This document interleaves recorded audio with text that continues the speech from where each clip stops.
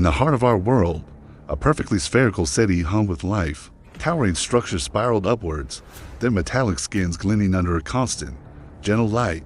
We lived in a bubble of perfect order, where days were measured not by sunrises, but by the soft glow of the central luminary. Life was predictable, safe, and utterly contained. My name is Jax, and like everyone else, I believed our world was all there was. I was an urban explorer, an oddity in a society content with its boundaries. I found joy in scaling the highest spires, charting the forgotten lower levels, and feeling the city's metallic pulse beneath my feet. One day, I decided to climb higher than ever before, past the designated residential zones, beyond the shimmering energy conduits that powered our city, to the very apex of the tallest spire. I was driven by a simple, nagging question: what's up there? The air grew thin and cold as I ascended. The familiar hum of the city faded into a distant murmur. Finally, I reached the top. There was no endless cosmos, no distant stars. Instead, I saw a smooth, impossibly vast dome covering everything. It was the sky, but it was solid. I reached out and touched it.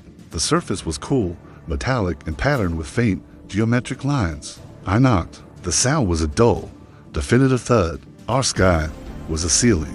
The discovery shook me. I scrambled back down, my mind racing. I had to tell someone. I had to tell Mira.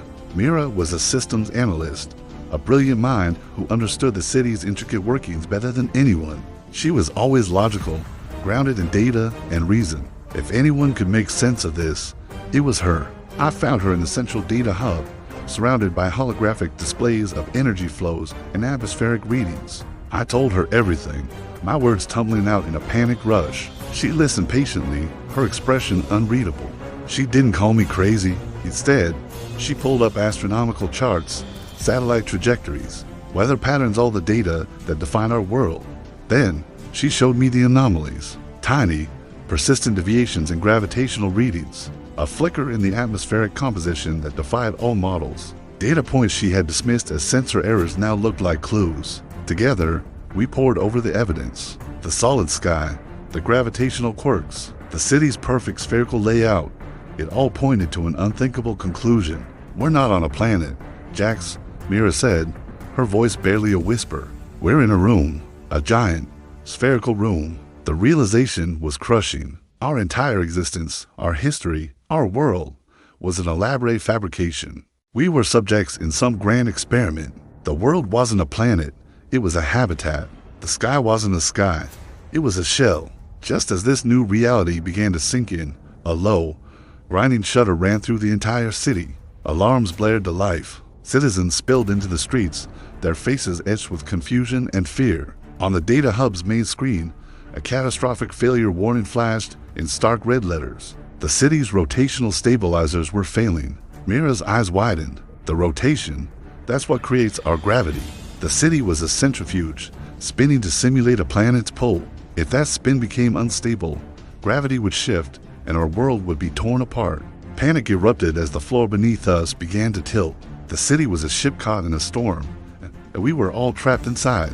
Mira, ever the analyst, didn't panic. She delved into the core systems, her fingers flying across the holographic interface. The stabilizer's primary gyroscope had failed. The backup systems were corrupted. There was only one way to fix it: a manual override from within the primary stabilization core, located at the absolute center of our spherical world, a place no one was ever meant to go. It was a suicide mission. The core was a maelstrom of raw energy and unpredictable gravitational forces. As the world tilted more violently, buildings groaned and metal stressed. Debris began to fall from the higher levels. People screamed, clinging to anything they could find as the artificial gravity warped around them. In the chaos, a new feeling took root in me, not just fear, but responsibility. We knew the truth. We had to do something.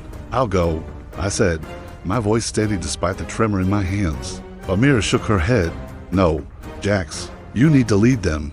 I'm the only one who can navigate the core's control sequence. She was right.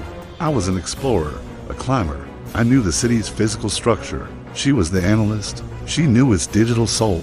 As gravity shifted violently, I used my climbing skills to guide a group of terrified citizens toward a more stable sector of the city, anchoring ropes and creating makeshift handholds along the now vertical streets. I became an unlikely leader, shouting instructions, calming fears, and pulling people to safety.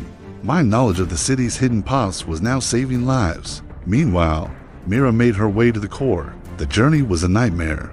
Corridors became vertical shafts and plazas turned into sheer cliffs. She moved with a desperate, calculated grace, using the shifting gravity to her advantage, leaping across chasms that were once flat ground. She finally reached the entrance to the core chamber, a huge, circular hatch. Inside, a sphere of blinding energy pulsed erratically, unleashing waves of gravitational distortion. It was the heart of our world, and it was dying. She stepped inside.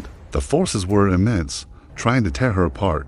With every ounce of her strength, she fought her way to the central console. Through a comms link, her voice reached me, strained but clear. She guided me, telling me where to direct people, which structures would hold, and which would collapse. She was orchestrating the city's survival from the heart of the storm. On the console, she initiated the manual reboot sequence. The system was complex, designed to prevent accidental shutdown. As the world groaned, threatening to tear itself asunder, Mira input the final command. A blinding flash of light erupted from the core, visible across the entire city. The violent shaking began to subside. The world slowly, painstakingly, righted itself. The alarms fell silent. A collective sigh of relief echoed through the streets. We were safe, but my comms link to Mira was silent. I called her name, again and again. Only static answered. She was gone. She had sacrificed herself to reboot the world, to stabilize the giant machine we called home. In the aftermath, a strange calm fell over the city. The people looked to me, their faces full of questions. I stood before them, the weight of Mira's sacrifice and her newfound reality pressing down on me. I told them everything. The solid sky, the room, the experiment.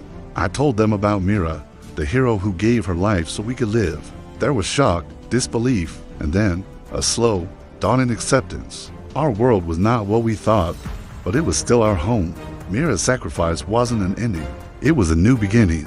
We were no longer just inhabitants, we were caretakers. We started studying the technology of our world, not as passive users, but as active participants. We learned to manage the systems that sustained us. The solid sky was no longer a limit, but a challenge.